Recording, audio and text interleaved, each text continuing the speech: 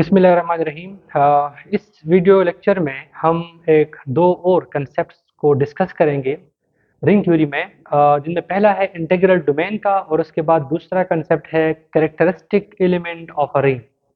सो पहले integral domain की definition है a commutative ring with unity. Character किसी भी रिंग के, हाँ, किसी भी रिंग को हम इंटीग्रल डोमेन तब कहेंगे पहली कंडीशन अगर वो कम्यूटेटिव रिंग हो, यानी उसके अंदर मल्टीप्लिकेशन जो है वो कम्यूटेटिव हो। दूसरी कंडीशन विद यूनिटी, यानी उसके अंदर identity element with respect to multiplication मौजूद हो।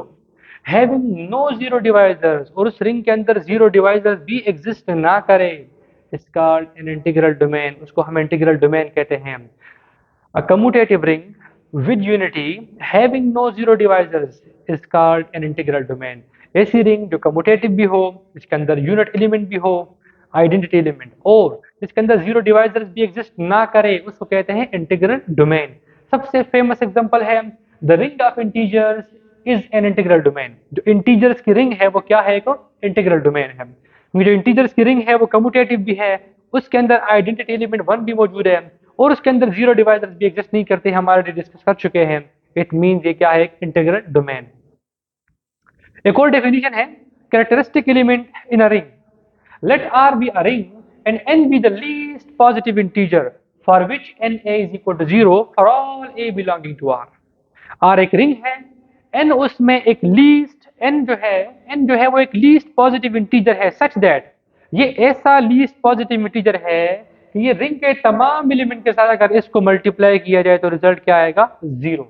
देन अगर ये प्रॉपर्टी सेटिस्फाई कर जाए कोई एन, उस एन को हम कहेंगे कैरेक्टरिस्टिक ऑफ आर। उसको आर का हम क्या कहेंगे? कैरेक्टरिस्टिक कहेंगे। If no such N exist, अगर ऐसा कोई एन पॉजिटिव इंटीजर एग्जिस्ट ही ना करे जो रिंग के सारे एलिमेंट्स को जीरो कर दे, उस केस में zero would be regarded as characteristic of R. उस केस में हम जीरो यानी आइडेंटिटी एलिमेंट को हम क्या मान लेंगे? कैरेक्टरिस्टिक एलिमेंट मान लेंगे। एग्जांपल है in the ring Z M, modulo classes की जो रिंग है, जेड एम की जो रिंग है, उसके अंदर जो एम होगा वो कैरेक्टरिस्टिक एलिमेंट होता है। फॉर एग्जाम्पल अगर हम Z4 लेते हैं तो Z4 के अंदर कैरेक्टरिस्टिक एलिमेंट 4 होगा। क्यों? क्योंकि 4 इंटू जीरो जीरो आएगा, 4 इंटू 1 4 फिर जीरो आएगा, 4 इंटू 2 8 फिर जीरो आएगा, 4 इंटू 3 12 फिर जीरो आएगा। यानी 4 ऐसा लीस्ट पॉजिटिव इंटीजर है जो Z4 के हर एलिमेंट से मल्टीप्लाई करे रिजल्ट वुड बी जीरो। सो 4 को हम क्या कहेंगे? कैरेक्टरिस्टिक एलिमेंट मान लेंगे। अगर Z5 का जिक्र करेंगे तो 5 कैरेक्टरिस्टिक एलिमेंट होगा, अगर Z6 का जिक्र करेंगे तो 6 कैरेक्टरिस्टिक एलिमेंट होगा, and so on.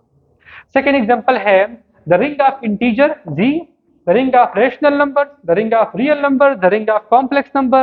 These have no characteristic element. So इनके लिए पॉजिटिव इंटीजर ऐसा एग्जिस्ट नहीं करता जो इनके सारे एलिमेंट्स को जीरो कर दे। सो इनके केसेस में जीरो को ही हम कैरेक्टरिस्टिक एलिमेंट मानेंगे। Zero is the characteristic element. इनके केसेस में हम सिर्फ और सिर्फ जीरो को क्या मानेंगे? कैरेक्टरिस्टिक एलिमेंट मान लेंगे। कैरेक्टरिस्टिक एलिमेंट के ऊपर एक थ्योरम है, एक रिजल्ट है। Let R be a ring, R कोई भी रिंग हो विद यूनिटी, उसके अंदर मल्टीप्लिकेटिव आइडेंटिटी मौजूद है, then a positive integer N is set to be characteristic element if and only if N is the least positive integer such that N dot one is equal to zero. Given क्या है? R एक ring है, unity है, with unity है, multiplicative identity मौजूद है, then a positive integer N को हम कैरेक्टरिस्टिक एलिमेंट कहेंगे if and only if N least positive integer हो सच दैट एन इस कंडीशन को क्या करे? सेटिस्फाई करे। So if and only if की कंडीशन है। हम इस स्टेटमेंट को, थ्योरम को दोनों साइड से प्रूफ करेंगे। सबसे पहले हम एन को कैरेक्टरिस्टिक एलिमेंट मान लेते हैं। एन को क्या मान लेते हैं? कैरेक्टरिस्टिक एलिमेंट मान लेंगे। अगर एन को कैरेक्टरिस्टिक एलिमेंट मान लेंगे, प्रूफ क्या करना है? एन लीस्ट पॉजिटिव इंटीजर है, एन इंटू वन जीरो है, ये प्रूफ करना है। अगर एन कैरेक्टरिस्टिक एलिमेंट मान लिया तो by the definition of characteristic element N least positive integer तो हो गया, तो उसको प्रूफ करने की जरूरत नहीं है। देन अगर ये एन कैरेक्टरिस्टिक एलिमेंट है तो कैरेक्टरिस्टिक एलिमेंट की डेफिनेशन को यूज करेंगे, N dot A is equal to zero for all A belonging to are.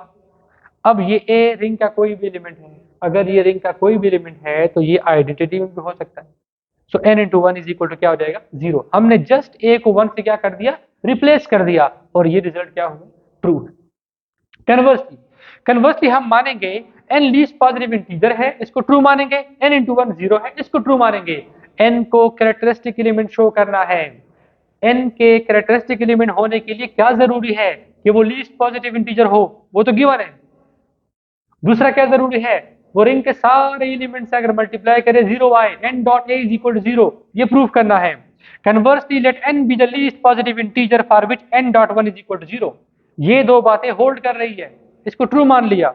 To prove n is characteristic element, prove करना है, इसका मतलब हमने ये प्रूव करना है कि n dot a is equal to 0 for all a belonging to r। So for any a belonging to r, a का कोई आर्बिट्ररी एलिमेंट लेते हैं, n dot a is equal to n dot one dot A, हम इसको one dot ए लिख सकते हैं, दोबारा ए आएगा, एसोसिएटिव लॉ लगा के n dot one dot A आ जाएगा। n डॉट वन किसके बराबर है, 0, गिवन है। यहाँ पे 0 dot A is equal to क्या आ जाएगा, 0। इसका मतलब n डॉट ए 0 आया, it means n least positive integer भी है और n रिंग के हर एलिमेंट को मल्टीप्लाई होकर 0 बना देता है, इस मीन n क्या है, कैरेक्टरिस्टिक एलिमेंट है। तो इस लेक्चर में हमने इंटीग्रल डोमेन के कंसेप्ट को रिकॉल किया, उस पर एग्जांपल देखी, कैरेक्टरिस्टिक एलिमेंट की डेफिनेशन देखी और उसके ऊपर एक रिजल्ट जो है वो प्रूव किया। अब हम कैरेक्टरिस्टिक एलिमेंट के ऊपर एक और रिजल्ट पढ़ते हैं। थ्योरम है, late D be an integral domain which has characteristic element n. If n is non-zero, then n is prime. अब हमें एक इंटीग्रल डोमेन गिवन है, इंटीग्रल डोमेन की डेफिनेशन ऑलरेडी हो चुकी है।